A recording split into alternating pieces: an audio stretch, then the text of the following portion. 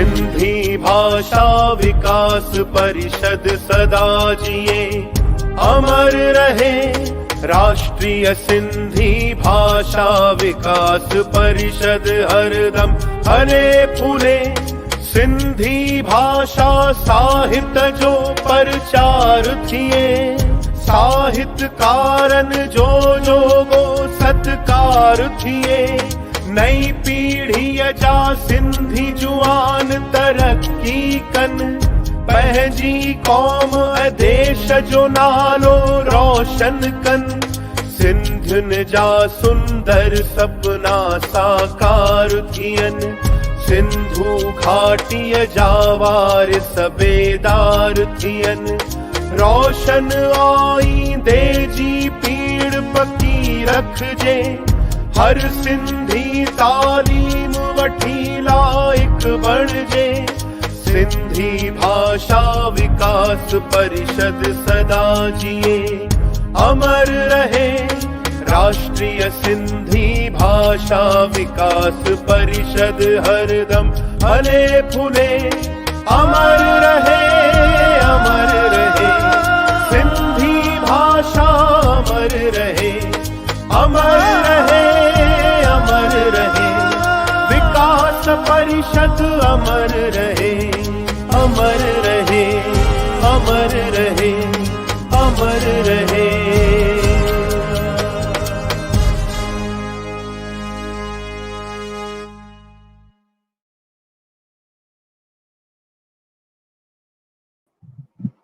जय झूलेलाल, जय झूलेलाल, जय झूलेलाल दोस्तों। तव्हां सभिनीनि जो हिकु दफ़ो वरी स्वागत था कयूं Sindhis 1947 to 2020 national council for promotion of Sindhi new Delhi ऐं शंकर एजुकेशन सोसाइटी देवलाली नासिक जे तरफ़ां ही प्रोग्राम तव्हां ॾिसी रहिया आहियो सिंधी हेरिटेज पेज ते ऐं सिंधी हेरिटेज यूट्यूब चैनल ते लाइव। त अॼु जो प्रोग्राम असां शुरू कयूं त अॼु असां थोरो प्रोग्राम में चेंजिस आंदी आहे। अॼु जो असांजो विषय आहे असांजो Sindhis 1947 to 2020 changes, challenges, chances and contribution. अॼु असां चैलेंजिस जे बारे में ॿुधाईंदासीं भाई नॉर्थ ईस्ट में अलॻि अलॻि प्रदेश में छा छा चैलेंजिस थी अचनि ऐं असां कीअं सिंधियत खे चैलेंजिस एक्सेप्ट करे अॼु ताईं जीआरे वेठा आहियूं। अॼु जो प्रोग्राम जी शुरूआत असां स्वागत पहिरीं पोइ कंदासीं। पहिरीं असां अॼु हिकिड़ी उभरंदड़ कलाकार जेका यंग आहे, टैलेंटेड आहे ऐं गॾु ई गॾु सिंधी सब्जेक्ट सां गॾु IAS एग्ज़ाम जी तयारी करे रही आहे, अहिड़ी यूपी गोंडा, जेका गोंडा बस्ती शहर गोंडा डिस्ट्रिक्ट यूपी जेको गोरखपुर जे पासे में आहे, हुतां खां उभरंदड़ हिकिड़ी आर्टिस्ट कलाकार आहे असांजी इना लखमाणी। इना लखमाणीअ खे मां असांजे टेक्नीशियन खे चवंदुसि कि हुनखे स्क्रीन ते खणनि। इना लखमाणी, इना जेका आहे असांजी उहा उभरंदड़ आर्टिस्ट आहे, हिकिड़ी सुठी इना लखमाणी। हीअ इना अगनानी जी आहे। इना लखमाणी जी खे जय झूलेलाल। इना जी सभिनि खां पहिरीं त नारायण अंकल के, असांजे अॼु सभी गेस्ट के और सभी व्यूअर्स के मुंहिंजी तरफ़ां जय झूलेलाल। अंकल तव्हां ॾाढो सुठो कॉन्सेप्ट वठी आया आहिनि। त अॼु जे बारे में तव्हांखे ॿ अखर ॿुधाईंदुसि कि 5-6 महीना अॻु हिनखे सिंधी ॻाल्हाइण में एॾो कॉन्फिडेंस कान हो, पर अॼु उहा सिंधीअ में ॻाईंदी ऐं मां हुनखे रिक्वेस्ट कई आहे कि हू 2 अखर बि हुनखे छा प्रॉब्लम थो अचे यूपीअ में सिंधी भाषा में, हिन में उन जे बारे में अधु सिंधी अधु हिंदी, भले तूं हिंदी बि यूज़ कर, असांखे ॿुधाईंदी आहे। पर पहिरीं अॼु जे प्रोग्राम जी शुरूआत कुझु भॼननि सां कंदी आहे। त ओवर टू इना लखमाणी, उहा अॼु असांजे साम्हूं पेश कंदी दादा दुखायल जो शायदि पहिरीं हिकिड़ो देशभक्ति। Thank U uncle. त तव्हां सभिनि खे पंहिंजे वतन लाइ ॾाढो सुठो गीत मां पेश कयां थी अॼु। उम्मीद कयां थी तव्हांखे पसंदि ईंदो। दादा दुखैल जी हिन खे लिखियो आहे।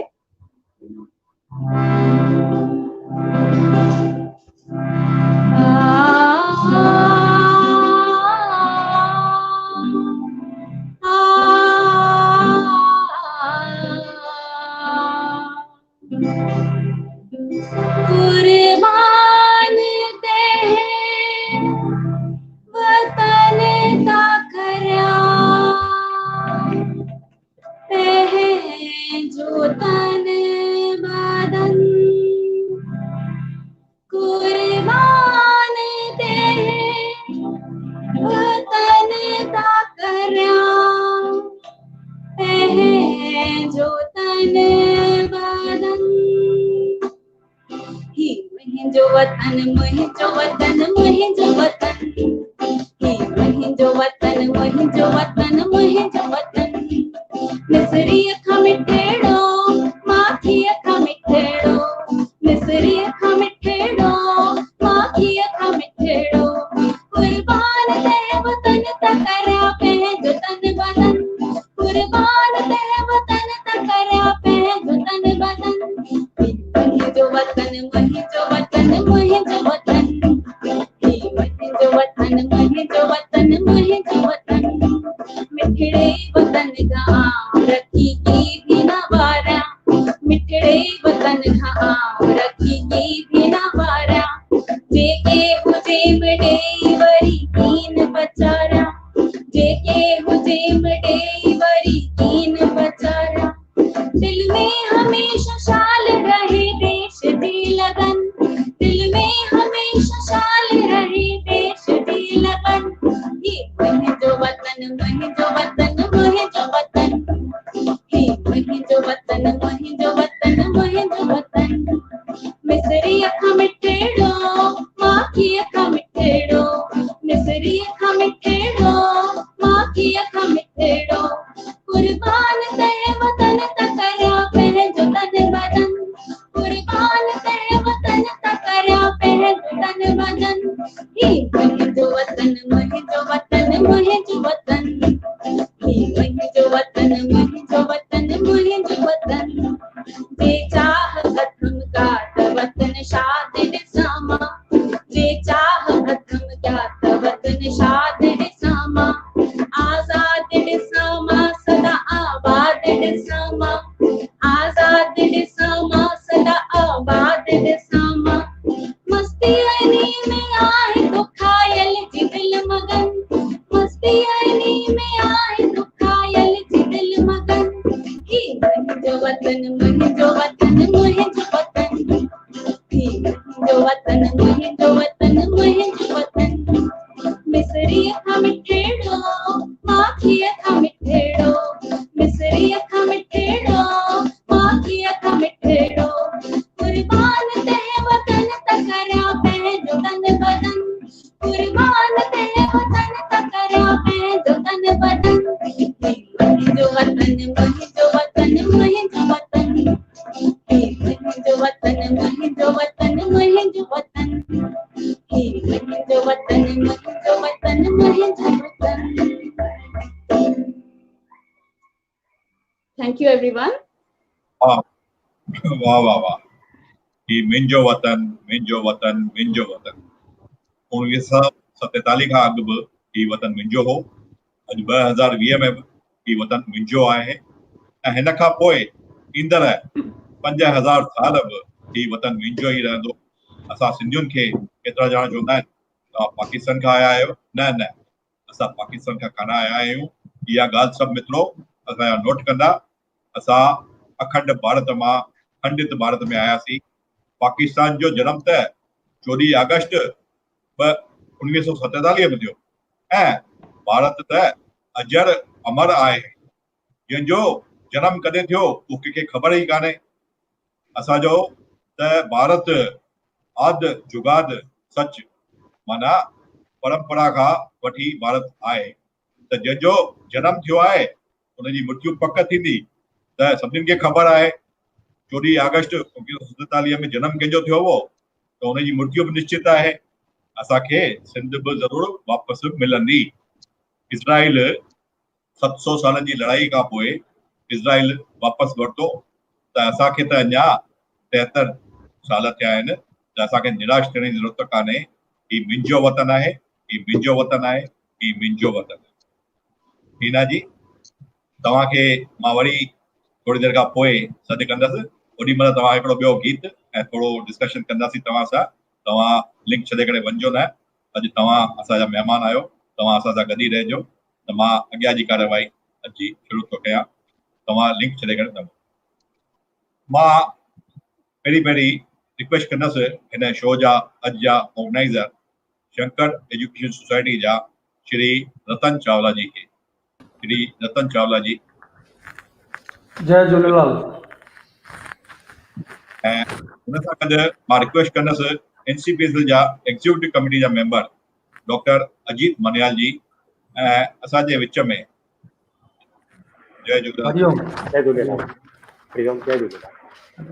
NCPSL जी हिकु ॿी मेंबर जेका शिलोंग खां आई आहे असांजे विच में उमा जतियाणी। मां रिक्वेस्ट कंदुसि कि उन्हनि खे बि स्क्रीन ते। जय झूलेलाल। जय झूलेलाल। श्री रतन जी मां तव्हांखे रिक्वेस्ट कंदुसि कि हिननि ॿिन्हिनि महिमाननि जो तव्हां शब्दनि सां स्वागत कंदा। असां अॼु वर्चुअल दुनिया में वेठा आहियूं त स्वागत ख़ाली शब्दनि सां करे सघूं था। जय झूलेलाल। राष्ट्रीय सिंधी ॿोली विकास परिषद, education ministry government of India ऐं शंकर एजुकेशन सोसाइटी नासिक देवलाली, ये ॿई संस्थाऊं मिली करे अॼु सिंधी 1947 खां वठी 2020 इन विषय मथां अॼु असां सभु ॼणा गॾिया आहियूं ऐं हिन विषय मथां अॼु असां चर्चा कंदासीं। कल्ह बि सुठी चर्चा थी।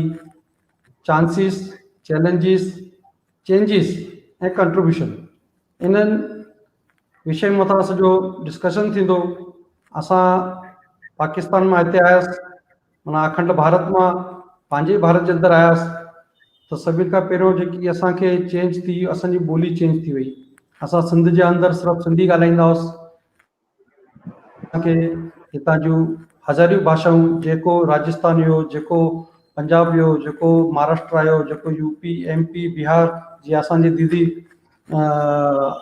अरुणाचल मेघालय जे अंदरि हली वई त हुते बि उन्हनि खे उतां जी जेकी खसी भाषा आहे उहा बि चङी उन्हनि खे उते सिखण लाइ माना तकलीफ़ थी हूंदी। मां दीदी 2 ॾींहं वियो आहियां हुते। खसी ऐं जेकी तव्हांजा उतां जा सभु खे थोरा जेके 19-20 लफड़ा आहिनि सभु ख़बर आहिनि उतां जा। त असांखे उहे माना भाषा जी तकलीफ़ थी, उन खां पोइ असांखे ॿारनि खे सेखारण जी तकलीफ़ थी, उन खां पोइ असांखे पंहिंजे पेट पालण लाइ धंधो दाड़ीअ जी तकलीफ़ थी। इन्हनि सभिनि चैलेंजनि खे असां स्वीकार कंदा कंदा ऐं सभिनि खां जेकी वॾी ॻाल्हि असां सिंधी समाज जे अंदरि आहे उहा आहे ईमानदारी। अॼु बि कहिड़े बि हंधि सिंधीअ जे मथां केर बि कसम खाई करे चवंदो भई सिंधीअ जहिड़ो ईमानदार केर बि कान्हे। असां भई हिन अमुक जी कसम था खाऊं, असां तमुक जी कसम था खाऊं, पर उहो सिंधीअ जी पक कसम खाईंदो आहे। ऐं इहा हिकु असांजी हिकु उपाधि आहे कि असां ईमानदार आहियूं ऐं असां सभिनि चेंजिस खे बि सभु स्वीकार करे ऐं अॼु असां पंहिंजे पेरनि ते बीठा आहियूं भारत जे अंदरि ऐं असांजो कॉन्ट्रीब्यूशन इन भारत जे अंदरि सभिनि खां वधीक आहे। तव्हां भले कारखाननि जे अंदरि हली वञो, रोज़गार जे अंदरि हली वञो, या तव्हां ॿिए नंढा वॾा जेके बि फिल्म इंडस्ट्री थी, ॿी इंडस्ट्री थी, इन जे अंदरि असांजो ॾाढो वॾो माना हिसो बि आहे ऐं असांजो सहकार बि आहे ऐं असां सची दिलि सां उते कमु बि कंदा आहियूं। त अॼु हिन चइनिनि विषय मथां चर्चा थींदी त मां NCPCL जे असांजा जेके इन एजुकेशन मिनिस्ट्री जा मंत्री आहिनि डॉक्टर रमेश पोखराज जी, उहे अॼु कान्हनि पर मां उन्हनि जो बि स्वागत कयां थो। असांजा भाउ शंकर लालवानी जी कल्ह उहे हुआ, असांजा अंकल घनश्याम कुकरेजा जी हुआ ऐं असांजा भाउ डॉक्टर प्रताप पंजानी बि हुआ। अॼु कान्हनि, कल्ह उहे थी विया, उन्हनि सुठा पंहिंजा ख़्याल रखिया। ऐं अॼु जा जेके असांजा गेस्ट आहिनि, असांजा जेके महिमान आहिनि, अॼु सभिनि खां पहिरियों मां doctor Ajit Maniyal, executive member NCPCL, मां तव्हांखे अंकल जी हिकु ॻाल्हि ॿुधाईंदुसि। अंकल रिटायर थी करे घणा साल थिया आहिनि मूंखे ख़बर कान्हे, पर अॼु बि मूंखे 50 साल जा ॾिसण ईंदा आहिनि। ऐं अंकल जहिड़ी फुर्ती, मां अंकल जे फुर्ती खे सलाम कंदो आहियां ऐं मां भॻवान खे हमेशह घुरंदो आहियां, भॻवान अहिड़ी फुर्ती असांजे सभिनी सिंधियुनि ॿारनि खे ॾे, जीअं अंकल अॼु हिन उमिरि ताईं मां कॾहिं बि मुंबई वेंदो आहियां या किथे बि मिलंदा आहिनि, मूंखे वेठे हुए न ॾिसण ईंदा आहिनि। नुस्तो भॼ भॼ भॼ भॼ, हे करिणो हे करिणो हो करिणो। ऐं जेकी उन्हनि खे सिंधीअ लाइ चाहत आहे, मां सची हुनजो हिकु आशिक़ आहियां। ऐं मूंखे बि कॾहिं कुझु प्रॉब्लम थींदो आहे या किथे मां मुंझंदो आहियां, मां पहिरियों फ़ोन खणंदो आहियां ऐं अंकल खे लॻाईंदो आहियां, अंकल ईअं ॻाल्हि आहे, छा करणु खपे, कीअं करणु खपे, तव्हां असांखे मार्गदर्शन कयो। मां हमेशह अंकल जे लाइ माना मुंहिंजो गुरू आहिनि उहे। ऐं असांजी भेण उमा जेतनानी जी जेके शिलोंग खां आया आहिनि, अॼु माना वेबसाइट ते पाण सां गॾु आहिनि, उहे बि मेंबर ऑफ NCPCL आहिनि। ऐं उन्हनि खे बि ख़ुदि सिंधी ॿोलीअ लाइ उते कीअं चैलेंज आहे, उहे ख़ुदि उते अॼु बि उन्हनि सां लड़ंदा हूंदा। छो जो मूंखे लॻे थो 10-20 घर आहिनि तव्हांजे मेघालय जे अंदरि, उन मां तव्हां आहियो। ऐं मां NCPCL खे हिकु माना वाधायूं ॾींदुसि, भई उन्हनि जी हिकु पारखी नज़र, भई हेॾे वॾे भारत जे अंदरि ऐं मेघालय जे अंदरि जिते 15 खां 20 घर में न रहंदा आहिनि, उतां हिकु मेंबर असांजो माना कढियो अथनि, इन्हनि खे हिकु कमु करण जो मौक़ो ॾिनो अथनि। Heads of it. ऐं असांजे विच में असांजी भेण हिना अगनानी आहे, जेके राइटर ऐं एंकर आहिनि। ऐं असांजो भाउ तुलसी सेतिया जी, जेके राइटर आहिनि, डायरेक्टर आहिनि, उहे असां सां गॾु महाराष्ट्र सिंधी काउंसिल जे अंदरि बि थोरो कमु करण जो असांखे मौक़ो मिलियो, पर सरकार बदिली थियण जे करे उहा संस्था माना उन्हनि खे बर्खास्त कई वई। ऐं असांजो भाउ डॉक्टर लाल थदानी, जेके x chairman Rajasthan Sindhi academy जा आहिनि, उन्हनि जो बि मां स्वागत थो कयां। असांजी नंढड़ी भेण ईना लखमानी, जंहिंजो हाणे असां सभिनी हिकु मिठड़ो सुरीलो गानो ॿुधो, मां उनजो बि स्वागत थो कयां। ऐं मां असांजी नंढड़ी भेण खे हिकु अर्ज़ु कंदुसि त तव्हां जीअं IAS ऑफिसर थियण जे पढ़ाई था कयो, त तव्हांजी जेबल बि पढ़ाई पूरी थी वञे, त तव्हां असांजे सॼे भारत जे अंदरि जिते जिते तव्हांखे इहो कलेक्टर या जेको बि तव्हांखे ड्यूटी मिले, उते जेतिरा बि सिंधी हुजनि, उन्हनि खे सिर्फ़ु मार्गदर्शन कजो कि IAS ऐं IPS थियण लाइ छा छा करिणो पवंदो आहे। इहो हिकु मां तव्हांखे हिकु तहे दिलि सां तव्हांखे हिकु रिक्वेस्ट थो कयां। ऐं ख़ासि करे असांजा होस्ट श्री नारायण जी बबलानी, उन्हनि जो बि मां स्वागत थो कयां। अॼु उन्हनि जे हिन सुंदर वचननि जे करे हेॾो सुठो कार्यक्रम थिए थो। ऐं मां सभिनि जो स्वागत थो कयां, सिंधीज़ 1947 to 2020। धन्यवाद। धन्यवाद साईं रतन चावला जी। हाणे प्रोग्राम खे अॻियां वधाईंदे मां हिकु मिंट लाइ असांजे गेस्ट खे आणींदुसि ऐं उन खां पोइ हिकु हिकु जा असां वीचार वठंदासीं। डॉक्टर लाल थदाणी जी, जेके एक्स चेयरमैन आहिनि राजस्थान सिंधी अकेडमी जा, उन्हनि खे स्क्रीन ते आणियो ऐं इंट्रोडक्शन असां ॾेई। साईं जय झूलेलाल सभिनी खे। जय झूलेलाल, वेलकम आहे। Thank U. असीं शुरू था डिस्कशन जे लाइ। जी जी। असांजे में साहित्यकार ऐं डायरेक्टर, स्टेज जा सुठा डायरेक्टर आहिनि श्री तुलसी शेटिया जी। तुलसी शेटिया जी खे अची विया हुजनि, उन्हनि खे स्क्रीन ते खणो। जय झूलेलाल साईं। जय झूलेलाल। जय झूलेलाल सभिनी खे जय झूलेलाल। रतन जी, जय झूलेलाल। लाल थदाणी जी, अमित जी, सभिनी खे जय झूलेलाल। बबलानी साहब। तुलसी शेटिया जी असांजे महाराष्ट्र सिंधी अकेडमी जा मेंबर हुआ ऐं उन खां पोइ लास्ट ईयर उन्हनि खे महाराष्ट्र सिंधी अकेडमी जो अवार्ड मिलियो। ऐं असांजे विच में हिकिड़ी सुठी एंकर ऐं एक्टर एंड राइटर हिना अगनानी, उन्हनि खे हाणे ई वेझड़ाईअ में NCPCL तरफ़ां ₹1,00,000 जो प्राइज़ बि मिलियो हुनजे हिकिड़े किताब लाइ। त हुननि खे स्क्रीन ते आंदो वञे। हिना अगनानी जी, अहमदाबाद खां। जय झूलेलाल सभिनि खे। जय झूलेलाल। जय झूलेलाल। सभिनी जो स्वागत आहे, स्वागत आहे, स्वागत आहे। मां हाणे नीड ॾींदुसि असांजे विच में आयल NCPZ एग्जीक्यूटिव कमेटी जा डॉक्टर अजीत मनियाल जी के इहो पंहिंजा वीचार असांजे साम्हूं रखनि। डॉक्टर अजीत मनियाल। डॉक्टर साहब जय झूलेलाल। पंहिंजा वीचार रखो। राष्ट्रीय सिंधी भाषा विकास परिषद, शंकर एजुकेशन सोसाइटी देवलाली नासिक और सिंधी हेरिटेज द्वारा हिन इंटरनेशनल वेबिनार सिंधी सिंधियत 1947 को 2020 ताईं चेंजेस, चैलेंजेस, कंट्रीब्यूशन और चांसेस हिन वेबिनार में सभी आयोजकन जो, सभी मेहमानन जो, सभी ॾिसंदड़ भाउरनि भेनरुनि जो मां हार्दिक स्वागत थो कयां। 2047 को अॻु में असांजी सिंधु माता अखंड भारत जी हिकु प्रमुख हिस्सो हूंदी हुई। 1947 जे विरांगे में ॾाढी बेदर्दीअ सां बिना कंहिं प्लैनिंग जे असां सिंधी समाज जे मथां ॾाढी वॾी तकलीफ़ुनि जो पहाड़ अची किरियो।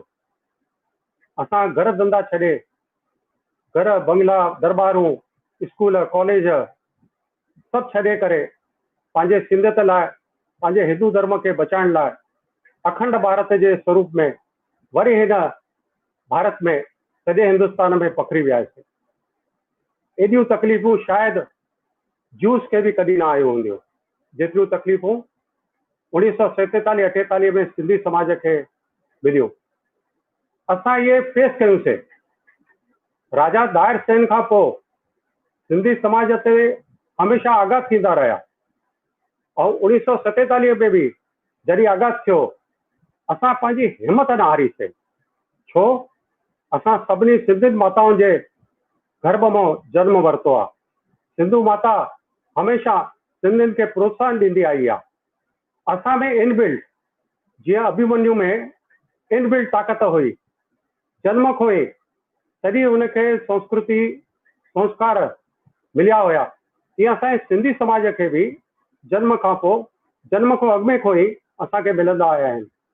असां शूरवीर आहियूं, असां कर्मठी आहियूं, असां परमार्थी आहियूं, असां कॾहिं हिमत हारण वारा न आहियूं। तॾहिं त तकलीफ़ुनि हूंदे बि जॾहिं विरांगे खां पोइ हिन देश में आयासीं, कुझु न हूंदे सूंदे, न भाषा, न पैसा, न लता, न जॻह, कोई बि सुञाणप वारो न, तॾहिं बि अची करे असांजे वॾनि, असांजे भाउरनि भेनरुनि एॾी कठोर तपस्या ऐं महिनत की त अॼु असां न सिर्फ़ु पंहिंजे पेरनि ते बीठा आहियूं पर सभिनी समाजनि खां अॻिते आहियूं। तव्हां कहिड़े बि समाज सां सिंधी समाज खे कंपेरिज़न कयो, सॼे देश में विदेशनि में सिंधी स्कूल कॉलेज खोलिया आहिनि, दरबारूं खोलियूं आहिनि, पाठशालाऊं खोलियूं आहिनि, जेके बि इंडस्ट्रीज़ आहिनि, जूस वांगुरु असांजा सिंधी सॼे देश विदेश में प्रचार प्रसार करे रहिया आहिनि। असां वापारी आहियूं, असां लड़ाऊ बि आहियूं, असां महिनती बि आहियूं, असां ॿियनि खे सहयोग करण वारा बि आहियूं, असां सुहिणा बि आहियूं, असां मिठा बि आहियूं। इन करे जिते वञूं, जंहिंसां गॾिजूं, खीर में जीअं खंडु मिली वेंदी आहे, तीअं असां उते वञी करे उन समाज वांगुरु न सिर्फ़ु उन्हनि खे मिलूं था पर उन समाज खे वधाइण में जीअं असांजो हथु आहे, तीअं उन्हनि जो बि असांजे समाज में वधाइण में सभिनी जो हथु आहे। अचो मिली करे हिन देश खे असां अॻिते वधायूं। छो त चवंदा आहिनि न, 19वीं शताब्दी यूरोप जी हुई, 20 शताब्दी अमेरिका जी हुई, 21 शताब्दी हिंदुस्तान जी भारत जी आहे। 21st sanctuary belongs two India. ऐं 21 शताब्दी भारत जी त आहे पर असां सिंधियुनि जी बि आहे। छो? असां सिंधी कर लो दुनिया मुट्ठी में हिन कोविड महामारीअ जे वक़्तु बि असां कॾहिं हिमत न हारीसीं। कोई अहिड़ो सिंधी न हूंदो जंहिं हिन महामारीअ जे वक़्तु पंहिंजे शहर में, पंहिंजे आसपास में ॿिए समाज जी, जंहिं नीडी व्यक्ति जी सेवा न कई हुजे। इन करे हिन वर्चुअल वर्ल्ड में बि असांजे मथां हे जेके चैलेंजिस आयूं आहिनि, पर इहा अपॉर्चुनिटी ॾिसी करे, छो त असां हमेशह हिन जे साथ रहंदा आहियूं, त काई बि तकलीफ़ अचे असां सिंधी हमेशह ॿिए जी सेवा करण में, छो ॿिए जी सेवा करण में ई असांखे आनंद ईंदो आहे, ॿिए जी सेवा करण में ई असांखे विरासत में मिली आहे। इन करे सिंधियत, सिंधी भाषा खे वधाइण में असांजी ॾाढी वॾी भूमिका आहे ऐं अॻिते बि रहंदी। हिन दुनिया में ईंदड़ ज़माने में बि 2020 ताईं न, 2020 खां पोइ बि चैलेंजिस आहिनि, पर सॼो सिंधी समाज उनखे अपॉर्चुनिटी वठी करे राजी ख़ुशी खिली करे असां फेस कंदासीं, समाज खे गॾु कंदासीं, सिंधी भाषा खे, सिंधियत खे वधाईंदासीं। धन्यवाद। जय झूलेलाल। जी, तव्हां महिरबानी करे असां सां शो में ई रहिजो, तव्हांखे असां हिकु दफ़ो वरी सॾु कंदासीं, तव्हां लीव न कजो। जय झूलेलाल। मां रिक्वेस्ट कंदुसि असांजे विच में आयल उमा जतियाणी जी खे, जेका शिलोंग मेघालय खां असांजे विच में जॉइन थी आहे। उमा जतियाणी जी, शिलोंग में। जय झूलेलाल दीदी। दीदी तव्हांजो माइक म्यूट में पियो आहे। जय झूलेलाल। जय झूलेलाल। हाणे शिलोंग में तव्हां असांखे थोरो मार्गदर्शन ॾींदा कि शिलोंग मेघालय में तव्हां कीअं कॾहिं पहुता ऐं हुते सिंधियत जी छा हालत आहे, हुते तव्हांखे छा चैलेंजिस थियो। अॼु असांखे बम्बईअ में या मां गांधीधाम में पहिरीं रहंदो हुअसि, दुबई में हुअसि, हुते असांखे सिंधी जे लाइ जाम चैलेंजिस हुआ। त हाणे तव्हां त शिलोंग हिकु अहिड़ी जॻह ते आहियो जिते सिंधी जाम लिमिटेड हूंदा, तव्हां असांखे हुन बारे में मार्गदर्शन ॾींदा कि तव्हां उहे चैलेंजिस कीअं एक्सेप्ट कया ऐं तव्हां अॻिते सिंधियत खे कीअं अॻियां वधायो, तव्हां उन बारे में असांखे मार्गदर्शन। मां नारायण बाबलानी जी तव्हांजी ॾाढी थोराइती आहियां जो तव्हां हिन मंच ते मूंखे कुझु पंहिंजे नॉर्थ ईस्ट ऐं शिलोंग मेघालय जे बाबति कुझु ॻाल्हाइण जे लाइ मौक़ो ॾिनो आहे। त चैलेंजिस खां त असीं सिंधी कॾहिं ढिना कान आहियूं, हमेशह चैलेंजिस असां ॾिठा ई आहिनि।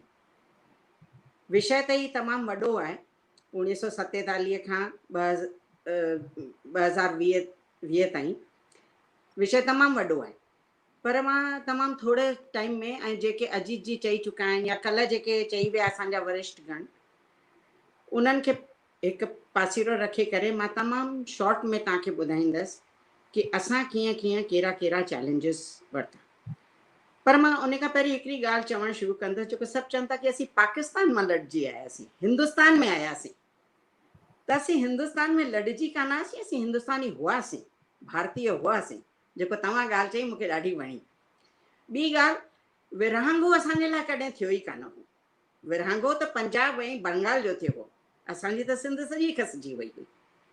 पेरनि हेठां जीअं ज़मीन ई खिसकी वई ऐं हिकिड़ो वॾो वणु जीअं पारुनि खां पटे करे ॿियनि मंज़िलुनि ते तय कंदे उहे उन वण खे पंहिंजा पेर खुपाइणा पिया। त इहो वॾे में वॾो चैलेंज हो सिंधियुनि लाइ। जीअं कि तव्हां चयो कि भई सिंध में रुॻो सिंधी ॻाल्हाइबी हुई, बराबरि। हिन पासे विरहांगे खां पहिरीं बि सिंधी हूंदा हुआ। असीं हुन पासे खां हिन पासे ते असांजा बाबा ॾाॾा आया त रुॻो सिंधी ई ॻाल्हाईंदा हुआ। त सभिनि खां पहिरियों त चैलेंज असांखे भाषा जो आयो, जेके सभिनी खे ख़बर ई आहे। त उन भाषा जे हलंदे, ऐं ॿियो असीं सिंधी वापारी समाज जा आहियूं, नेविगेटर हुआसीं, ॿाहिरि वापारु करण लाइ वेंदासीं त दुनिया जे कुंड कुर्छ में पहुची वियासीं। त अहिड़ी तरह सां असांजा सिंधी नॉर्थ ईस्ट में बि पहुता हिते। ऐं शिलोंग अचण को तमामु सवलो हो कान। ब्रह्मपुत्रा जे हिन पासे अची वरी उतां फेरी में ब्रह्मपुत्रा क्रॉस करे वरी उतां रोड जो रस्तो जेको आहे असीं शिलोंग ताईं ईंदा हुआसीं। 4-5 कलाक लॻंदा हुआ। हुते गेट सिस्टम हो, हुतां हिकिड़ी गाॾी ईंदी हुई त तमामु संकरो रस्तो हूंदो हो। हाणे त 4 लाइन वे थी वई आहे त अचण वञण जी सहूलियत आहे, पर पहिरीं इहो बि चैलेंज हो अचण वञण जो बि।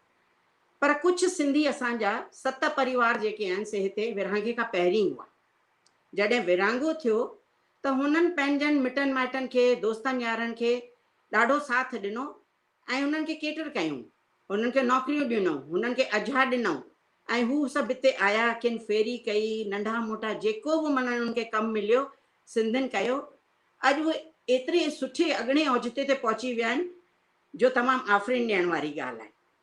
अॼु की तारीख़ में असीं उते सिंधी जेके हिते आहियूं 30-40 परिवार आहियूं पंहिंजो पाण में। पर हिते जॾहिं असीं आयासीं, असांजा वॾा आया हुआ, त उहो टाइम अहिड़ो हूंदो हो कि हिते हिंदी बि सभई न ॻाल्हाए सघंदा हुआ। लोकल भाषा रुगो ऐं कुझु डेवलपमेंट हुई कान का। ॿाहिरियनि माण्हुनि अची ही हिते डेवलपमेंट कई। सिंधियुनि जो चङो योगदान रहियो आहे हिन में। पर सिंधियुनि खे पंहिंजा बि चैलेंजिस हुआ, पेर खुपाइणा हुआ। त जीअं तीअं करे उहे वीचारा बीठा, ईअं कंदे कंदे 20-25 साल गुज़री विया पाण खे बिहारण में। ऐं 50 जे दशक में असीं 30-40 परिवार हिते अची इकट्ठा थियासीं, हिक ॿिए जे साथ सां, हिक ॿिए जी मदद सां हिते अची पंहिंजो थोरो सो एस्टेब्लिश थियासीं हिते। त उन खां पोइ असां जेको आहे सो 50 जे दशक में पंहिंजो पाण में गॾु थियासीं। कुझु पाण पंहिंजे कम्युनिटी में, पंहिंजे समुदाय में, पंहिंजे समाज में असां कुझु हिक ॿिए जो साथ ॾियणु शुरू कयासीं, दुख सुख जा साथी थियासीं। सभु कंदे कंदे 1983 में असां हिकिड़ी पंहिंजी एसोसिएशन बिल्टअप कई। उन एसोसिएशन में 30-40 परिवारनि खे हिकु जॻह ॻंढण जो मक़सदु हूंदो हो। उहो करे गुज़रियासीं असीं। ऐं वरी आई कल्चर ते कि हाणे थोरो असां पाण बिहारियो आहे त पंहिंजी कल्चर ऐं ॿोली ते ध्यानु ॾियूं, त पहिरीं कल्चर खे ध्यानु ॾिनोसीं। त सभु जेके असांजा फेस्टिवल आहिनि, जीअं चेटीचंड आहे, टीजड़ी आहे, ॾियारी आहे, होली आहे, उहो असां कलेक्टिवली मल्हाइणु शुरू कयो। ऐं उन खां पोइ असां भाषा ॾांहुं ध्यानु ॾिनो। त इहे चैलेंजिस असां वटि आया हुआ। ऐं जेको आहे सो उन खां पोइ चैलेंजिस आया। हिते तमामु ॾुखियाई हूंदी हुई धंधे जे लाइ बि। 87 में सॼो साल स्कूल बंदि थी विया। ऐं ॿियनि जीअं प्रदेशनि में एकेडमीज़ हुयूं, सिंधी स्कूल हुआ, असां वटि कुझु बि कान हो। हिंदी जो ई हिसाब किताब कान बीहंदो हो, त सिंधी त तमामु परे जी ॻाल्हि हुई। पर जीअं तीअं करे असां पंहिंजो पाण में हिक ॿिए खे सुञाणण जी कोशिशि की, पंहिंजो जेको आहे सो सभिनि खे ॻंढण जी कोशिशि कई।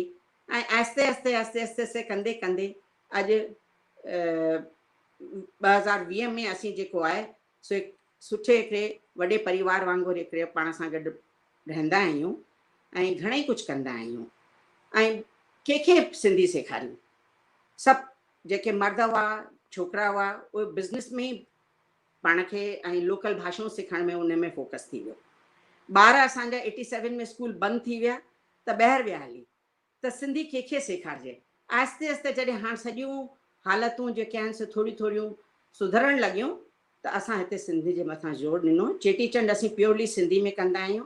ऐं कोशिशि इहा ई आहे कि असीं जेको आहे सो सिंधी में ॻाल्हायूं, सिंधियत खे वधायूं। उहो सभु कंदा पिया अचूं ऐं असीं करे सघिया आहियूं थोरे हद ताईं।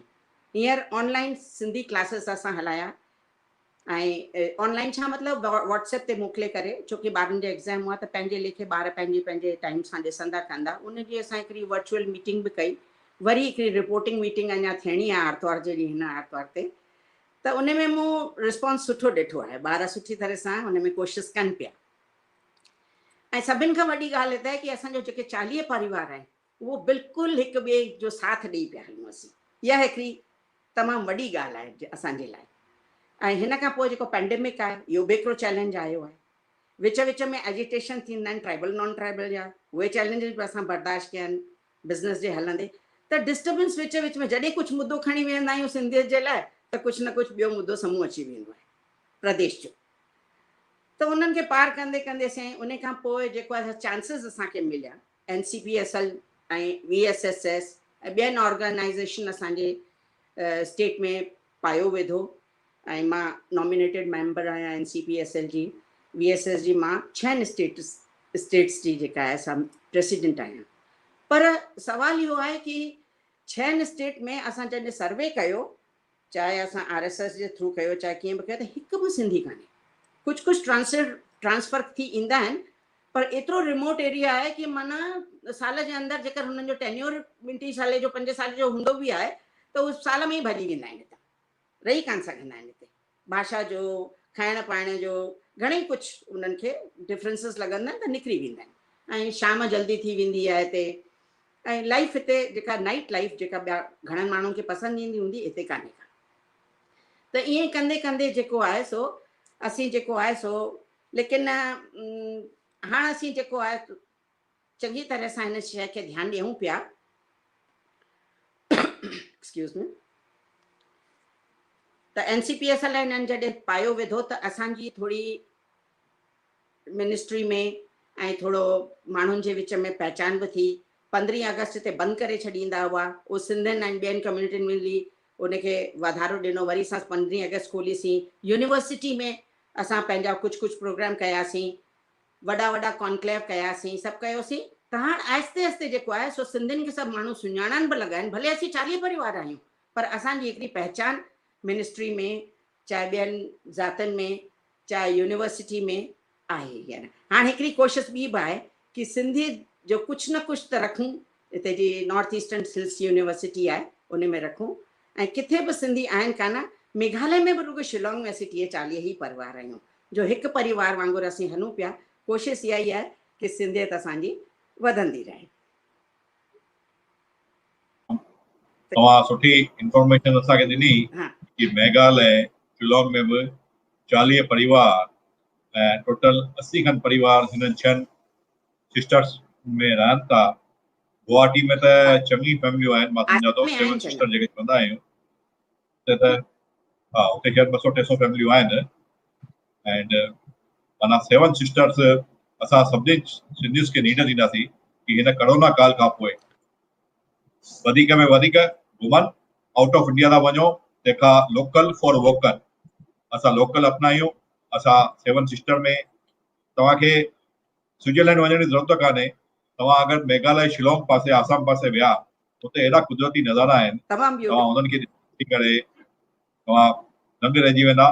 त असां नरेंद्र मोदी जी सलाह मञी करे वोकल फॉर लोकल अपनायूं ऐं असां नॉर्थ ईस्ट में वधीक घुमूं। असां सिंधी घुमण में चवंदा आहिनि कि सभिनी खां वधीक होशियार आहिनि असांजा सिंधी, जेके दुनिया जे कुंड कुछ में पहुची चुका आहिनि। अरे हिकिड़े ॼणे त मूंखे चयो कि जेॾी महिल नील आर्मस्ट्रॉन्ग चंड ते लथो त उते हिकिड़े माण्हू पकोड़ा ऐं चांहि जी दुकान हुई। त हुन चयो भाई तूं आई केरु? हुन चयोसि भाई मां सिंधी आहियां। त हुनखे अचरज थियो सिंधी दुकान खोलण लाइ चंड ते पहुची वियो। त इहा कहावत आहे, इहो हिकिड़ो मज़ाक आहे, पर थी सघे थो असांजा सिंधी कुझु नासा में बि, कुझु असांजा सिंधी असांजे देश जी जेका संस्था आहे इसरो, उन सां गॾु बि गॾिजी करे सुभाणे चंड ते पहुची सघनि था। मां उमा जी तव्हां जेको इंफॉर्मेशन ॾिनी, जाम सुठी इंफॉर्मेशन ॾिनी, मां उन लाइ तव्हांखे धन्यवाद ॾियां थो। थोरो असां वटि टाइम जी लिमिट आहे, त मां असांजे विच में आयल हिकिड़े ॿिए महिमान जेके राजस्थान सिंधी अकेडमी जा एक्स चेयरमैन आहिनि, डॉक्टर लाल थदाणी जी, मां हुननि खे रिक्वेस्ट कंदुसि कि हू असांजे विच में अचनि ऐं पंहिंजा वीचार रखनि।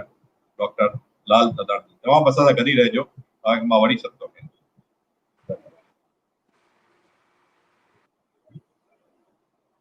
जय झूलेलाल साईं, तव्हांजो माइक स्टार्ट कयो। हा जी, हा साईं पहिरीं त तव्हांखे वाधायूं हुई 4C ते जेको तव्हांजो 3 ॾींहंनि जो सेमिनार आहे NCPSL सां मिली करे।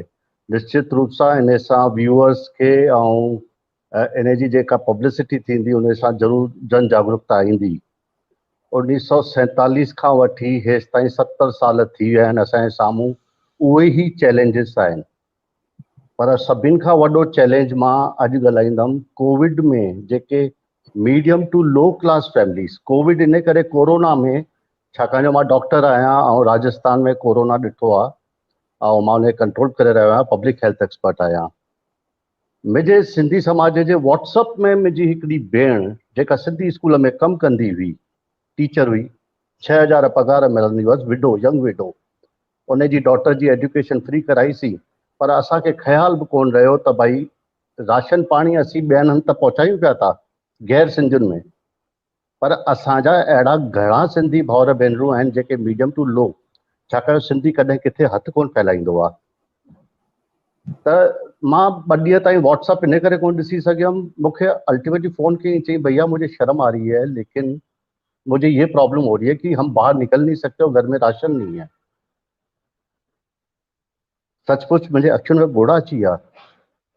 त हर ज़िले में, हर कस्बे में ऐं हर गांव में, दूर दराज क्षेत्रनि में, इवन हींअर भेण जेका आहे पंहिंजो नॉर्थ ईस्ट एरिया में जिते सिंधी कोन्हनि, हाँ उते सिंधी आहिनि। तव्हां ॿुधायो चंड ते जेकर को दुकान या प्लॉट विकामजंदो त पहिरीं सिंधी ईंदो, निश्चित रूप सां फ़ख्र जी ॻाल्हि आहे। पर छा असीं गौर कयो आहे त भई जेके संस्थाऊं आहिनि हर शहर में उहे ई 10 या 20 गिनियल चुनियल चेहरा आहिनि, भले हिकु संस्था हुजे या 20 संस्थाऊं हुजनि, अख़बारुनि में उहे 20 नाला ईंदा आहिनि, उन खां वधीक न। असीं गाॾे वारनि खे भुलिजी वियासीं, असीं फेरी वारनि खे भुलिजी वियासीं, असीं टीचर्स खे भुलिजी वियासीं त भई कोरोना में स्कूल वारनि टीचर्स खे कढी छॾियो आहे। ऐं ही कोरोना जो हश्र जेको आहे इकोनॉमिकली पूरो वर्ल्ड सफ़र थियो आहे। पर महिरबानी करे सभिनी संस्थाउनि खे मां नारायण जी तव्हांजे ज़रिए सिंधी हेरिटेज जे ज़रिए जेके व्यूअर्स मूंखे पिया था ॾिसनि, महिरबानी करे उते फोकस कयो। गैर सिंधियुनि खे ॾिसण वारा ॾिसनि पिया था। मां इहो कोन थो चवां त भई असांखे बाइफर्केट करिणो आहे जात में, पर मां रूबरू ॾिठो आहे त कलेक्टर या का पॉलिटिकल पार्टी राशन पाणी पई ॾिए त उहो पंहिंजनि खे ॾिए पई असांजे सिंधी भाउरनि खे त भई तव्हां त सक्षम आहियो। इहा वॾी में वॾी चुनौती आहे जेके अॻिले 3 या 6 महीननि ताईं अञा ताईं हलंदी। ॿी वॾी चुनौती मां जेका ॾिठी ऐं शायदि कड़वी लॻंदी उन्हनि स्पॉन्सर्स खे, या स्पॉन्सर्स त कोन्हनि, मुंहिंजे ख़्याल सां जेके वेबिनार पंहिंजे सिंधी सम्मेलन हींअर हली रहिया आहिनि ऑनलाइन में, how many dignitaries from Delhi and Bombay उहे स्पॉन्सर पिया था कनि। हाँ मुंहिंजे ख़्याल सां कुझु बि न, या वेरी नॉमिनल, सागर में हिकु बूंद। तव्हां हेॾा एफर्ट वठी रहिया आहियो, कंहिं इहो सोचियो, कंहिं इहो पुछो तव्हां खां त भई तव्हांखे केतिरी तकलीफ़ आहे? मां तव्हांजी ॻाल्हि कोन थो कयां, मुंहिंजे ख़्याल सां अहिड़ो कुझु आहे। तव्हां टैलेंट खे अॻियां पिया था आणियो, ॾाढी सुठी ॻाल्हि आहे, पर मैक्सिमम जेके आहिनि they are focusing on Bombay and Delhi. असीं सिंधी कल्चर जी था ॻाल्हि कयूं, असीं सिंधी लिटरेचर जी था ॻाल्हि कयूं, घुमी फिरी असीं उहे इस्टेब्लिश्ड माण्हू जेके अख़बारुनि में नाला ईंदा आहिनि बसि उन्हनि जे चारो तरफ़ इर्द गिर्द पिया था घुमूं। नए टैलेंट जी तरफ़ सिंधी हेरिटेज जेको ख़्यालु रखियो आहे, मां तव्हांजे ज़रिए हिन व्यूअर्स खे चवंदुमि त महिरबानी कयो, जेकर तव्हां ॿारनि खे हींअर खां ई फोकस कंदा त तव्हांजी सिंधी ॿोली जेके आहे, जेका सिंधी कल्चर आहे, तव्हांजा फ्यूचर जेको आहे ॿारनि जे ज़रिए, ॿारनि ते फोकस कयो। तव्हांजी सिंधी ॿोली सभिनि खां वॾी चुनौती आहे, तव्हांजी सिंधी भाषा वॾी में वॾी चुनौती आहे। उन्हनि खे तव्हां संभालियो त तव्हांजी सिंधियत संभलजंदी। नारायण श्याम जो हिकिड़ो शेर हूंदो हुओ, अलाह ईअं न थिए जो असीं हिक ॿिए खे चवंदा फिरूं भई हुई का सिंधी या सिंधी ॿोली। असीं केसि ताईं पिया फ़ख्रु कंदासीं भई असीं दानवीर आहियूं, असीं सहनशील आहियूं? तव्हां सभिनि खे मां अॼु मां पिंच कंदमि, चूंडड़ी पाईंदमि। 70 साल थी विया आहिनि, हिक ॿिए खे हेठि किराइण बंदि कयो। हिकिड़ो झूलेलाल जो नालो, हिकिड़ो सिंधियत जो झंडो, ऐं ज़मीन ठीकु आहे मिले न मिले, तव्हां 3 ॻाल्हियुनि ते फोकस कयो। सिंधी अकेडमी हर राज्य में हुजे। सिंधी अकेडमी जेका सिर्फ़ु सिंधी किताबनि ताईं सीमित न हुजे, सिंधी साहित्यकारनि जे सम्मेलन ताईं सीमित न हुजे, उन में स्कूलनि में 3 भाषा जेका मान्यता मिली आहे 1967 में, उन खे असीं लागू कयूं, असीं इहो सुनिश्चित कयूं जंहिंमें इहो चयल आहे भई जेकर 10 ॿार बि लिखी ॾींदा त असीं उते सिंधी टीचर अवेलेबल कराईंदासीं। 67 खां वठी हेसि ताईं मूंखे ॿुधायो, मुंहिंजे ख़्याल सां अजमेर में मैक्सिमम स्कूल हूंदा हुआ, गांधीधाम ऐं बॉम्बे में कुझु यूनिवर्सिटीज़ आहिनि, पर उहे स्कूल बंदि पिया था थींदा वञनि। असांखे उन ते फोकस करिणो पवंदो।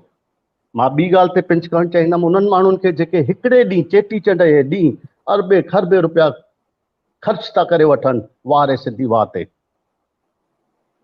पर उन मां जेकर 10% बि साइड में हिकिड़ो कॉर्पस फंड ठाहींदा, हिकिड़ी संस्था खे डेवलप कंदा, हिकिड़े नेता खे डेवलप कंदा, विश्वास करे ॾिसो तव्हांजी हर सरकार में सुनवाई थींदी।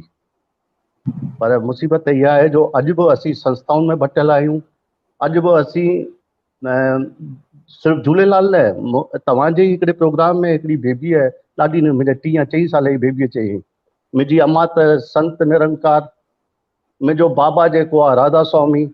हा, अरे सिर्फ़ु झूलेलाल खे मञूं, असीं छाजे लाइ जैनियुनि जे मंदर में था वञूं, छाजे लाइ दरगाहुनि में था वञूं।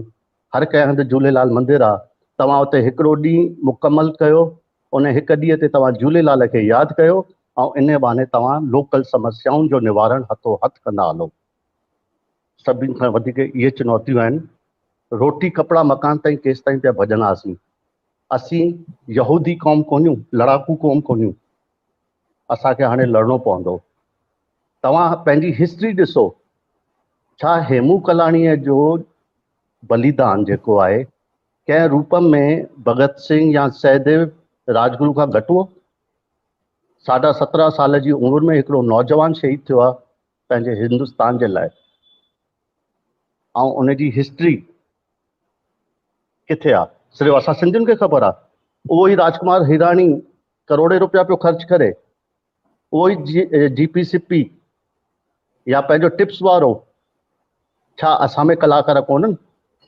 या जेके प्रोड्यूसर सिंधी समाज जा हिंदी मूवीज़ पिया ठाहिनि, छा असांजे ॾाहर सेन जी हिस्ट्री सुठी कोन्हे जो असीं अकबर जे पिक्चर ते ठाहियूं या प्रताप महाराणा प्रताप ते था ठाहियूं या शिवाजी जे मथां पिया ठाहियूं?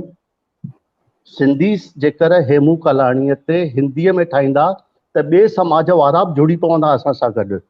आख़िर खीर में खंडु असीं छो, असां सां गॾु उहे छो कोन था मिलनि? मुंहिंजे ख़्याल सां हिकिड़ो गौर करणो पवंदो। ॾाढो हिकिड़ो सीरियस मुद्दो आहे। न त अस्तित्व जे लाइ लड़णो पवंदो। असांजी पीढ़ी जेका हींअर अची रही आहे असांखे ॾोही ठहिराईंदी। अॼु जेका सिंध मां पलायन करे आई या हिते अची करे आई, उन्हनि खे विश्वास ई कोन हो त भई असीं हिते रहंदा आहियूं। उन्हनि त इहो ई सोचियो त असांखे सिंध वापसि मिलंदी। पर असीं दानवीर आहियूं, हाणे असीं सहनशील आहियूं।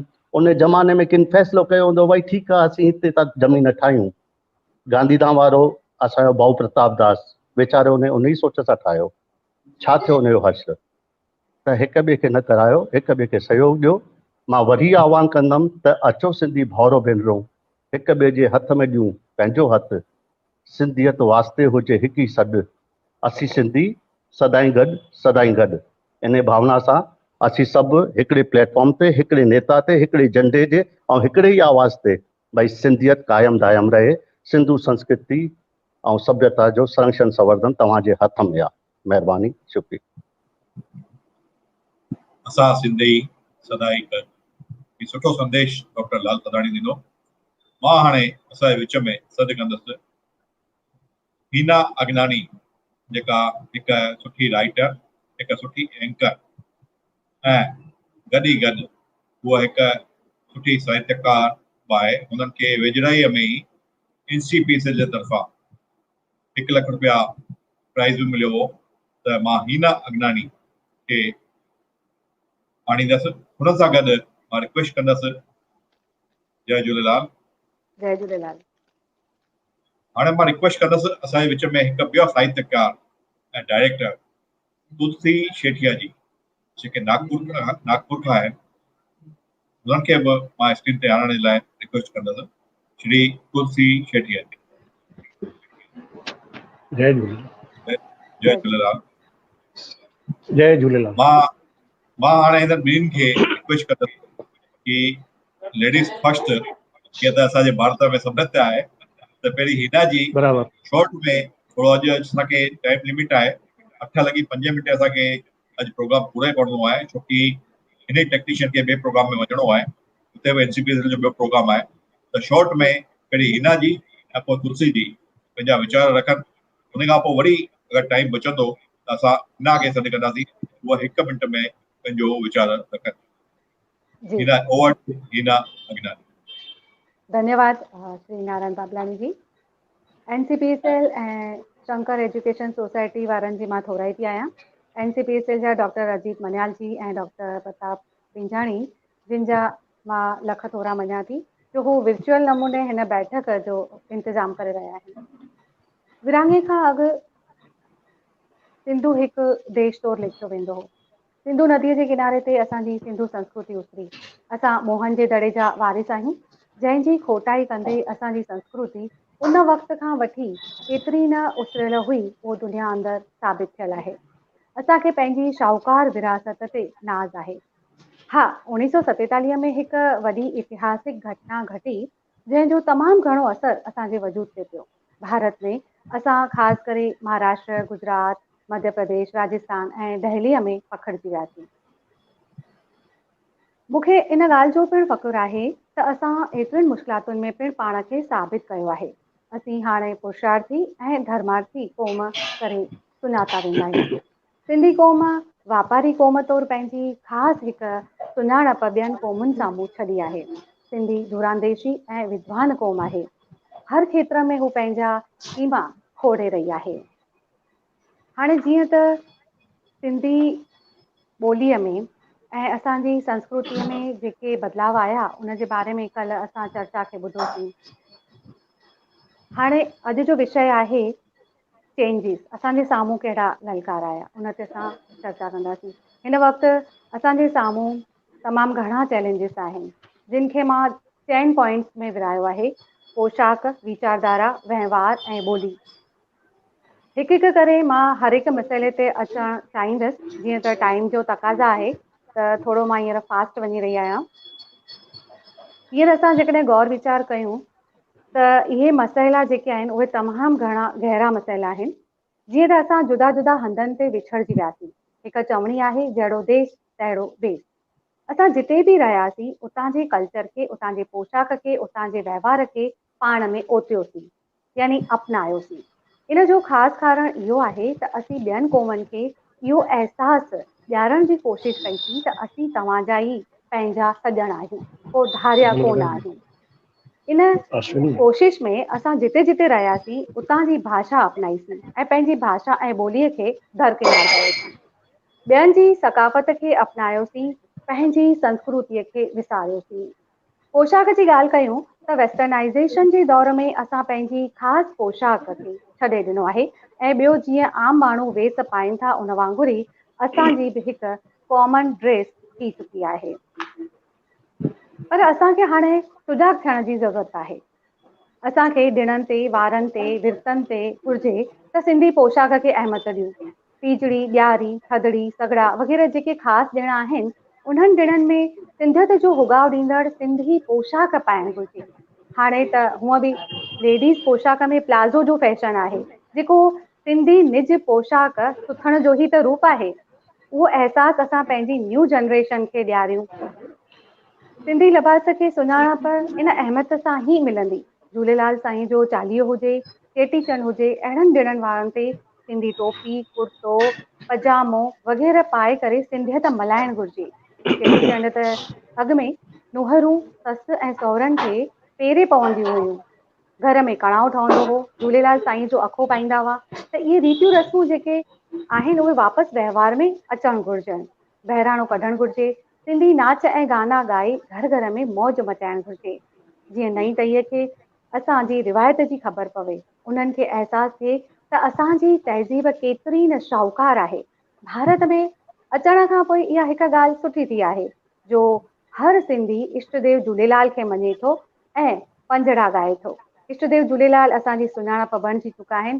जॾहिं सिंध में के लाल पंथी हुआ त के माता जा पुॼारी हुआ त के सनातन धर्म खे मञंदड़ हुआ। सिंधी ॿोली सिंधी तहज़ीब जो हिकु अहम किरदारु निभाए थी। घर में जेकॾहिं माउ ॿारनि सां, ॾाॾो ॾाॾी, काको काकी ॿारनि सां सिंधी ॿोलीअ में ॻाल्हाईंदा त ॿार पिणु पंहिंजी मातृभाषा में ॻाल्हाईंदा। न सिर्फ़ु ॻाल्हाईंदा पर वीचार बि सिंधीअ में कंदा त सपना बि सिंधीअ में ॾिसंदा। ऐं इहो असांजो फर्ज़ु आहे त असीं मयारी सिंधी ॿोली असां ॿारनि खे सेखारियूं। हिन वक़्तु वॾे में वॾो चैलेंज जेको आहे उहो इहो आहे त हाइपे में बिगड़ियल सिंधी अची रही आहे। सिंधी ॿोलनि ऐं आवाज़नि जी जॻह ते ॿियनि मकानी भाषाउनि ऐं अंग्रेज़ीअ जा ॿोल असांजी ॿोलीअ में अची विया आहिनि। त इन लाइ असांजी सिंधी भाषा जा जेके विद्वान आहिनि, माहिर आहिनि, उन्हनि खे इन ॾिस में कमु करणु खपे। सेमिनारनि में वधि मयारी भाषा जे वाइपे ते ध्यानु मर्कोज़ करणु खपे। नई टहीअ खे कशिश करण जो हिकु पावरफुल ज़रियो आहे डिजिटल माध्यम, जंहिंजो वधि में वधि इस्तेमालु करणु घुरिजे।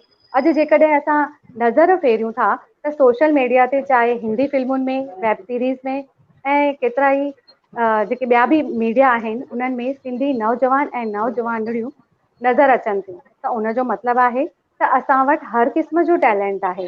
त पोइ असीं छो न कलात्मक ढंग सां अहिड़ो मवाद या स्टफ असांजे ॿारनि जे साम्हूं पेश कयूं जो हू पाण ई चाह वठनि ऐं पाण ई उन में भाग वठनि। सिंधी फिल्मुनि जो दौर शुरू थी चुको आहे, पर बजेट पूरी न हुअण करे सिंधी फिल्मूं हिंदी फिल्मुनि जी भेट एतिरियूं मयारी कोन आहिनि त न्यू जनरेशन खे अट्रैक्ट करे नथियूं सघनि। इहा ॻाल्हि सम्झणु घुरिजे। ॾिसो, शुरूआति तमामु घणी नंढी आहे पर ॾुखी कोन आहे।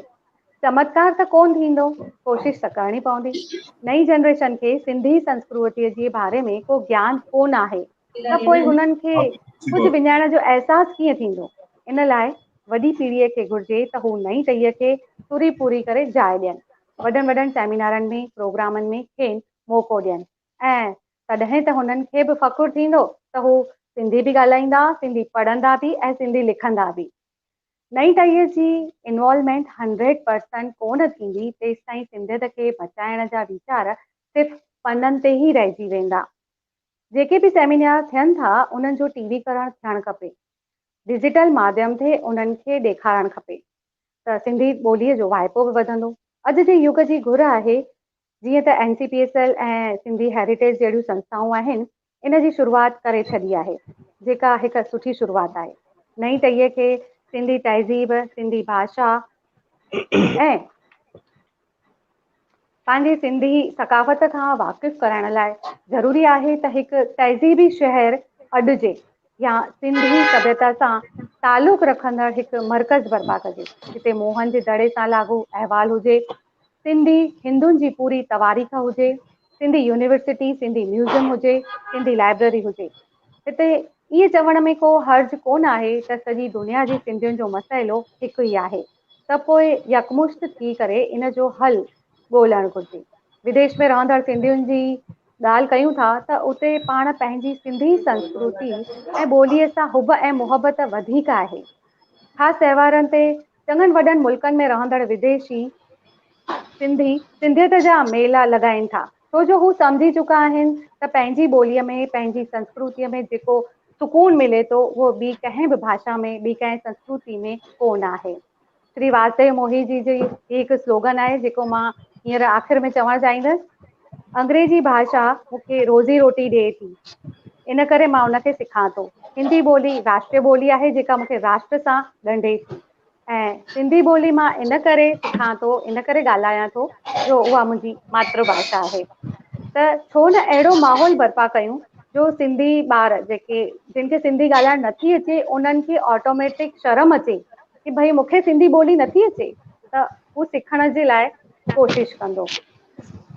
हिकु अर्जन हासिद जूं मूंखे कपलेट्स हिते यादि अची रहियूं आहिनि। ज़िंदह सां क़ौम रहंदी जंहिंजी ज़िबां ज़िंदह, जे पंहिंजी ज़िबां ज़िंदह त सारी क़ौम ज़िंदह। जय झूलेलाल। मां रिक्वेस्ट कंदसि असांजे विच में नागपुर जा साहित्यकार ऐं वॾा डायरेक्टर अञा मां संत कंवरराम ऐं ॿ चार नाटक हींअर मां ऑनलाइन ॾिठा, जाम सुठा डायरेक्टर आहिनि। श्री तुलसी शेटिया जी पंहिंजा वीचार रखनि। श्री तुलसी शेटिया। जय झूलेलाल। जय झूलेलाल। जय झूलेलाल। राष्ट्रीय सिंधी भाषा विकास परिषद, शंकर एजुकेशन सोसाइटी ऐं सिंधी हेरिटेज जो मां तहे दिल सां शुक्रगुज़ार आहियां जो मूंखे अॼु हिन सेमिनार में मौक़ो ॾिनो अथऊं। ऐं हीउ अलॻि हिकिड़ो विषय ॾाढो तव्हां जेको चूंडियो आहे बाबलानी साहब, असांजे रतन चावला जी, हीउ अलॻि विषय आहे ॾाढो कि 1947 खां वठी वेंदे 2020 2020 त एॾी वॾी 2020 जेका हले थी उहा खेॾणु मज़ाक ॻाल्हि कान्हे का, ऐं उनखे ॿी चईं 5 मिंटे में पेश करणु मूंखे लॻे थो ॾाढी ॾुखी ॻाल्हि आहे। पर ठीकु आहे, जेका बि ॻाल्हि जेतिरो समय जेको समय मिले उन समय जे हिसाब सां असां एडजस्ट कंदासीं, हुन में कोई ॻाल्हि न आहे। बसि हाणे मां असांजी भेण हीना जिथां जिथे ॻाल्हि ख़तमु कई मां उतां शुरू कयां थो। जिंदा सा क़ौम रहंदी जंहिंजी ज़बान जिंदा, जंहिंजी ज़बान जिंदा त सारो जान जिंदा। साथियो, कंहिं बि समाज खे ख़तमु करणो हुजे न त उनखे अस्त्र शस्त्रनि जी ज़रूरत न पवंदी आहे। बसि उन जी ॿोलीअ खे ख़तमु करे छॾियो, उहो समाज पंहिंजो पाण ख़तमु थी वेंदो। असांजे समाज जो बि हाल कुझु अहिड़ो ई आहे।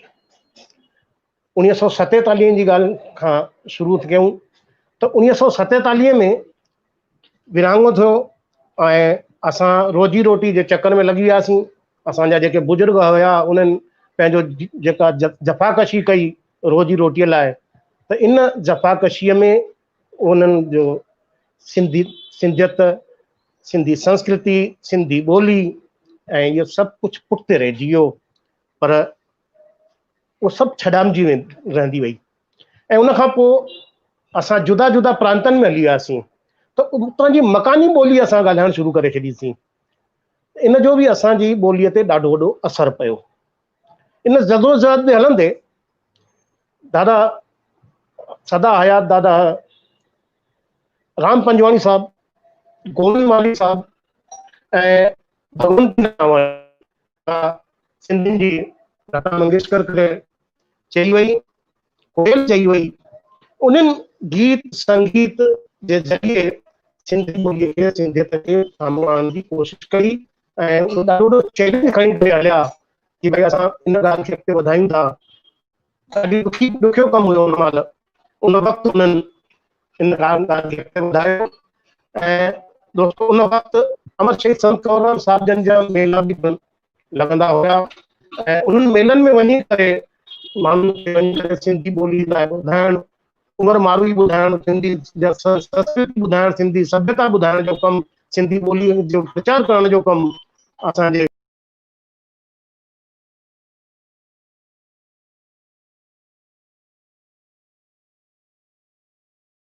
जी अगरि हुजनि त हिकु मिनट उन्हनि खे खणंदा, न त रतन चावला जी खे स्क्रीन ते खणंदा।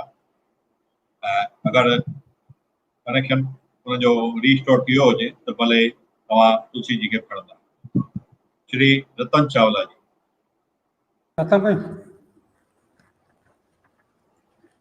साईं, अॼु थोरो वक़्त जो तक़ाज़ो आहे त मां तव्हांखे रिक्वेस्ट कंदुसि कि शॉर्ट में वोट ऑफ थैंक्स कंदा। राष्ट्रीय सिंधी ॿोली विकास परिषद ऐं शंकर एजुकेशन सोसाइटी देवलाली नासिक अॼु असांजे विच में हाज़िर थियल असांजो मार्गदर्शक, मुंहिंजो मार्गदर्शक डॉक्टर अजीत जी मनियाल जी, एग्जीक्यूटिव मेंबर NCPCL, असांजी दीदी उमा जी, उहे बि NCPCL जे मेंबर आहिनि। असांजी भेण हिना अगनानी, राइटर ऐं एंकर, असांजो भाउ तुलसी सेठिया, डॉक्टर लाल थदानी ऐं असांजी नंढड़ी भेण हिना लखवानी। तव्हां सभिनी अॼु पंहिंजे वक़्त मां वक़्तु कढी करे असांजे हिन सिंधी 1947 खां 2020 ताईं जेके असांखे चेंजिस, चैलेंजिस, चांसिस ऐं कंट्रीब्यूशन इन विषय मथां तव्हां असां सभिनी जो, सॼे भारत जे अंदरि रहंदड़ असांजे सिंधी परिवारनि जो ऐं भारत खां ॿाहिरि रहंदड़ जेके बि असांजा सिंधी भाउर भेनरुनि जे बि जेके बि प्रोग्राम ॾिसनि था, तव्हां उन्हनि खे हिकु सुठी जानकारी ॾिनी। मां तव्हां सभिनी जो दिलि सां शुक्रगुज़ार अदा थो कयां ऐं असांजा जेके बि ॿुधंदड़ श्रोता आहिनि उन्हनि खे बि मां हिकु धन्यवाद थो ॾियां। ऐं सुभाणे वरी असांजो 7 बजे इहो कार्यक्रम थियण वारो आहे ऐं सुभाणे जा महिमान बि असां तव्हांखे WhatsApp ते या Facebook द्वारा ॿुधाईंदासीं। तव्हां सभिनि खे सुभाणे वरी असां सां गॾु जॉइन थींदो, इहा बि विनंती। ऐं अॼु जो कार्यक्रम हिते असांजो तव्हां सभु ॼणा आयो, तव्हांखे हिन लाइ मां शुक्रगुज़ार मञा थो। जय झूलेलाल। धन्यवाद रतन चावला जी। मां ॿ मिंट स्क्रीन ते अगरि तुलसी जी अची वञनि त हुननि खे स्क्रीन ते खणो त मां हुननि सां माफ़ी घुरंदुसि, छोकी हुननि जो कनेक्शन थोरो डिस्कनेक्ट थी वियो त असां हुननि खे पूरो वक़्तु न ॾेई सघियासीं। मां सिंधी हेरिटेज ऐं शंकर एजुकेशन सोसाइटी तरफ़ां मां तुलसी जी खां माफ़ी थो घुरां ऐं असांजे विच में आयल सभिनी महिमाननि जो मां शुक्रगुज़ार आहियां जेको पंहिंजो वक़्तु कढी करे असांजे विच में आया। श्री डॉक्टर अजीत मनियाल जी, हीना अगनानी जी, उमा जतियाणी जी, डॉक्टर लाल पदाणी, हीना लखमाणी ऐं श्री रतन चावला जी जेके असां वटि टाइम कढी करे अॼु असां सां गॾु प्रोग्राम ते गॾिजा, उन्हनि सभिनी जो मां तहे दिलि सां शुक्रगुज़ार आहियां। हिना जी तव्हांखे वरी असां सुभाणे था वक़्तु ॾियूं, तव्हां सुभाणे असां सां जॉइन कंदा। अॼु थोरो वक़्त जो तक़ाज़ो आहे त सुभाणे तव्हां असां सां गॾिजी करे तव्हां हिकु मिंट जो जेको तव्हांखे मन में आहे उहो तव्हां वीचार चवंदा ऐं जेको मां तव्हांखे हिकिड़ो गीत लिखी ॾिनो उहो तव्हां सुभाणे ॻाईंदा ऐं मां हिकु दफ़ो वरी शुक्रगुज़ार आहियां। धन्यवाद धन्यवाद। तक थोरा तव्हांजा कि तव्हां पंहिंजो कीमती वक़्तु कढी करे असांजे विच में आया। जय झूलेलाल, जय जय झूलेलाल, जय झूलेलाल, जय झूलेलाल। जय झूलेलाल।